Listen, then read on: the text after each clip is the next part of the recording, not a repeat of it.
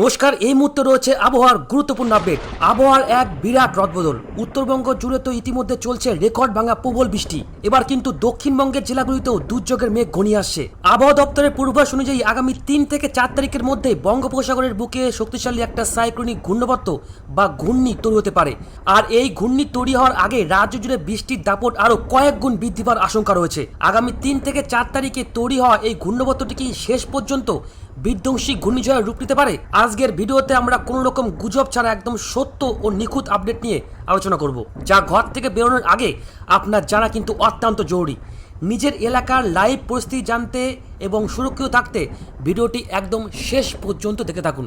ভয়ঙ্কর কিন্তু একটা সাইক্লোনিক ঘূর্ণি তৈরি হতে পারে আমাদের বঙ্গোপসাগরে। আমরা এইটা নিয়ে কিন্তু অবশ্যই ডিসকাস করব। তার আগে দেখে নেব 30 তারিখ অর্থাৎ মঙ্গলবার সকাল থেকে আমাদের বাংলার ওয়েদার কেমন থাকবে। ভয়ঙ্কর পরিস্থিতি কিন্তু তৈরি হবে। এই মুহূর্তে আপনাদের দেখাচ্ছি 30 তারিখ লাইভের আপডেট। সকাল থেকে আমরা দেখতে পাচ্ছি, দেখুন কি অবস্থা। এই মুহূর্তে শিলিগুড়িতে কিন্তু প্রবল বজ্রগর্ভ মেঘ তৈরি হয়ে গেছে।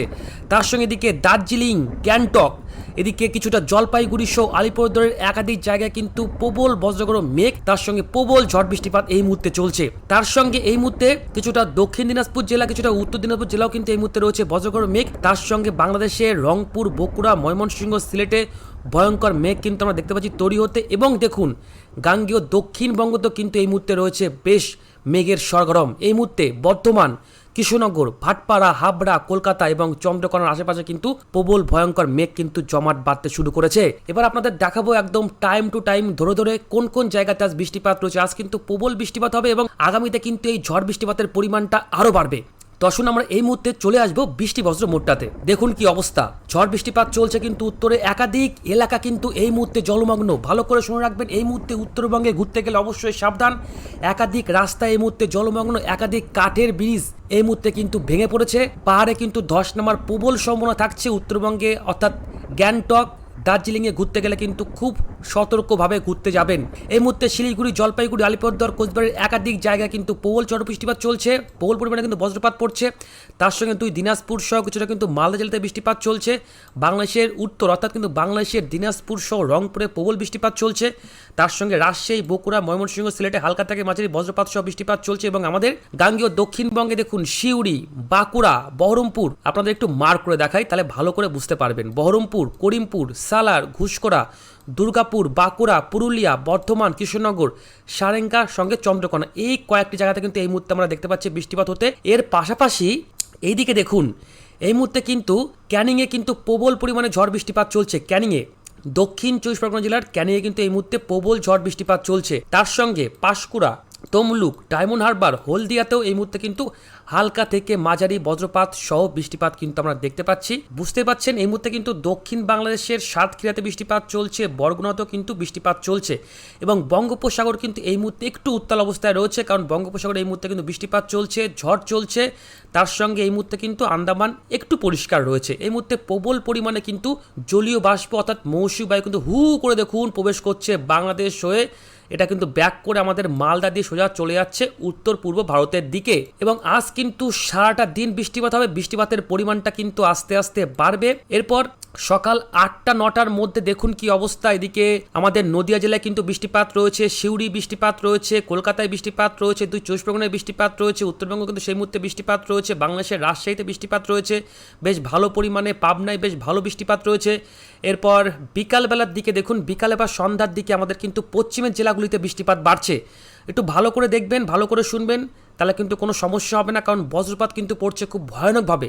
বজ্রপাত পড়লে প্লিজ বাড়ি থেকে কেউ বেরোবেন না। দেখুন আজ বিকালে বা সন্ধ্যার দিকে দেখুন পুরুলিয়াতে কিন্তু প্রবল পরিমাণে ঝড় বৃষ্টিপাত হয়। পুরুলিয়া জেলা, এই জেলাতে কিন্তু প্রবল পরিমাণে ঝড় বৃষ্টিপাত হবে। আপনাদের কিন্তু পুরো জেলা টু জেলা ধরে ধরে দেখাবো। এক্ষেত্রে যা দেখতে পাচ্ছি বাঁকুড়া জেলায় একটু বৃষ্টিপাতের পরিমাণটা কম থাকবে। হ্যাঁ, বজ্রপাত পড়বে, বৃষ্টিপাত কিন্তু রয়েছে হালকা থেকে মাঝারি। এর সঙ্গে ঝাড়গ্রামে বৃষ্টিপাত রয়েছে, ঝাড়গ্রাম জেলা। তার সঙ্গে আজ বিকালে বা সন্ধ্যার দিকে এদিকে 24 পরগনাতে কিন্তু একটু বৃষ্টিপাতের পরিমাণটা কম থাকবে। বিকালের দিকে হালকা থেকে মাঝারি কিন্তু বৃষ্টিপাত হতে পারে। বজ্রপাত পড়ার সম্ভাবনা খুব একটা কিন্তু থাকছে না।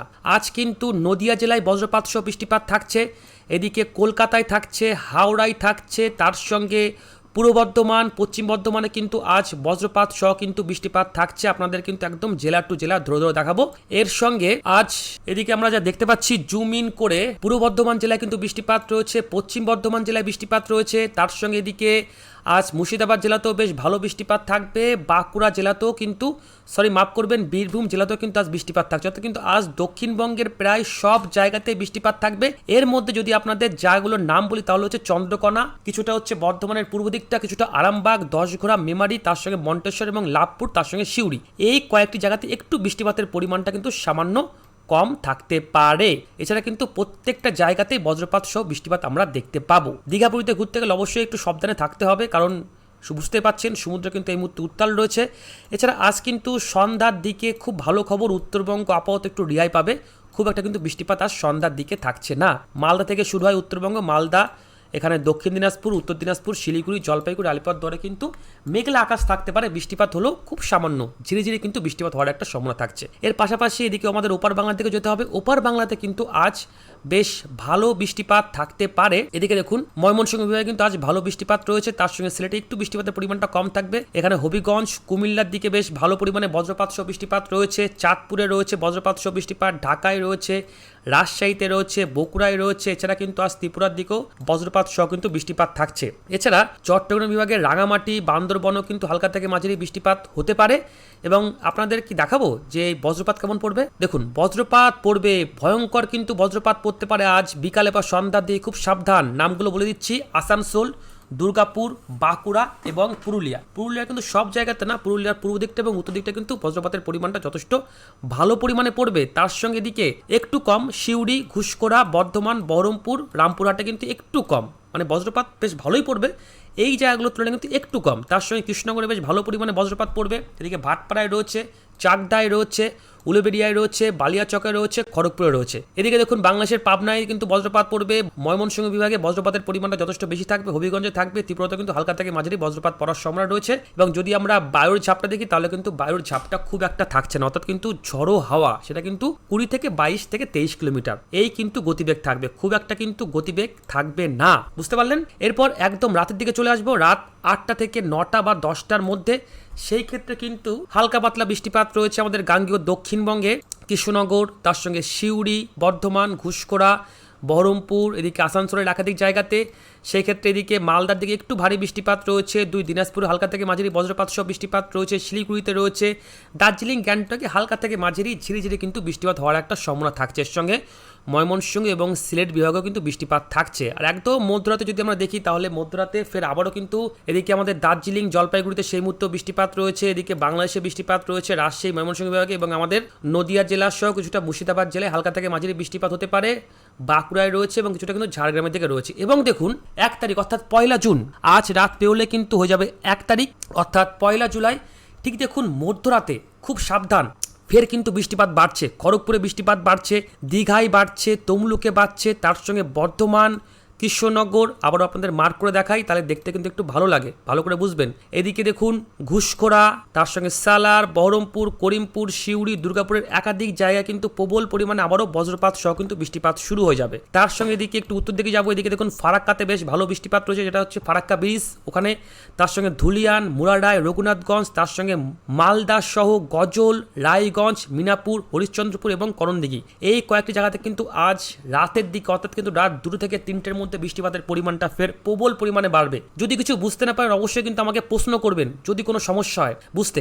এদিকে সেই মুহূর্তে বাংলাদেশের রংপুরে বেশ ভালো বৃষ্টিপাত রয়েছে, এছাড়া রাজশাহী, পাবনা, ময়মনসিংহ, সিলেট, হবিগঞ্জ, ঢাকা এই জায়গাগুলিতে কিন্তু হালকা থেকে মাঝারি বজ্রপাত সহ বৃষ্টিপাত হতে পারে, কিন্তু রাজশাহীর দিকে একটু বৃষ্টিপাতের পরিমাণটা সামান্য কিন্তু বেশি থাকতে পারে। বুঝতে পারলেন? এটা কিন্তু 1 জুলাই ঠিক মধ্যরাতে বললাম, অর্থাৎ আজ ঠিক মধ্যরাতে। এরপর সকাল 10টা-11 দিয়ে কিন্তু বৃষ্টিপাত আর খুব একটা থাকছে না, আকাশ কিন্তু সারাদিনই মেঘলা থাকবে। এবং দেখুন সকাল 10 থেকে 11টার মধ্যে বুধবার ডায়মন্ড হারবার, হলদিয়া, কাকদ্বীপে কিন্তু বৃষ্টিপাতের পরিমাণটা একটু বেশি থাকবে, দীঘাতেও হালকা পাতলা কিন্তু বৃষ্টিপাত হওয়ার একটা চান্স থাকছে। এরপর বুধবার দিন বিকেলবেলার দিকে আমাদের গাঙ্গেয় দক্ষিণবঙ্গে খুব একটা কিন্তু বৃষ্টিপাত আমরা দেখতে পাবো না, উত্তরবঙ্গে তো খুব একটা বৃষ্টিপাত কিন্তু নেই, দার্জিলিংয়ে রয়েছে, একটু শিলিগুড়িতে রয়েছে। আর এদিকে কিন্তু দেখুন বুধবার দিন এদিকে ঢাকা, ময়মনসিংহ, সিলেটে কিন্তু বৃষ্টিপাতের পরিমাণটা বাড়বে। চট্টগ্রাম বিভাগে ভালো পরিমাণে বৃষ্টিপাত রয়েছে। এদিকে কিন্তু আমাদের ত্রিপুরাতে ভালো বৃষ্টিপাত রয়েছে, আসামের গুয়াহাটিতে ভালো বৃষ্টিপাত রয়েছে। এরপর বুধবার দিন রাতের দিকে কিন্তু আবারও বৃষ্টিপাত বাড়ছে। দেখুন কি অবস্থা, বুধবার দিন রাতে এদিকে কিন্তু দেখুন আরও একটা মেঘ কিন্তু দেখুন আস্তে আস্তে আমাদের বাংলার দিকে ঢুকবে। এইভাবে কিন্তু আমাদের বাংলার দিকে ঢুকবে, যা দেখতে পাচ্ছি পজিশন। ফের কিন্তু 1 জুলাই আমাদের পশ্চিমের জেলাগুলিতে ফের ভয়ানক ঝড় বৃষ্টিপাত রয়েছে সন্ধ্যা 7টা থেকে 8টা বা 8টা থেকে 9টার মধ্যে। টাইমটা কিন্তু পুরোপুরি এক্স্যাক্টলি বলা সম্ভব হয় না, একটু এদিক ওদিক হতে পারে। দেখুন পুরুলিয়াতে আবারও কিন্তু বৃষ্টিপাত বাড়ছে, পুরুলিয়া জেলাতে, তার সঙ্গে বাঁকুড়ায় কিন্তু বৃষ্টিপাত রয়েছে। এদিকে ঝাড়গ্রাম জেলায় কিন্তু বেশ ভালো পরিমাণে বৃষ্টিপাত রয়েছে। 1 তারিখ ঠিক সন্ধ্যা 7টা থেকে 8টা বা 8টা থেকে 9টার মধ্যে। শিলিগুড়ি, জলপাইগুড়িতে সেই মুহূর্তে খুব একটা বৃষ্টিপাত নেই, হালকা থেকে মাঝারি বজ্রপাত সহ বৃষ্টিপাত হতে পারে। এবং দেখুন এই যে মেঘটা কিন্তু আস্তে আস্তে আমাদের কিন্তু উত্তর পূর্ব দিক বরাবর কিন্তু অগ্রসর হবে, যার কারণে দেখুন 1 তারিখ একটু রাত 10টা থেকে 11টার মধ্যে সেই ক্ষেত্রে আবারও দেখুন বীরভূম জেলায় বৃষ্টিপাত হবে। এদিকে দেখুন পশ্চিম বর্ধমান জেলায় বৃষ্টিপাত রয়েছে, এদিকে মালদায় বৃষ্টিপাত হবে।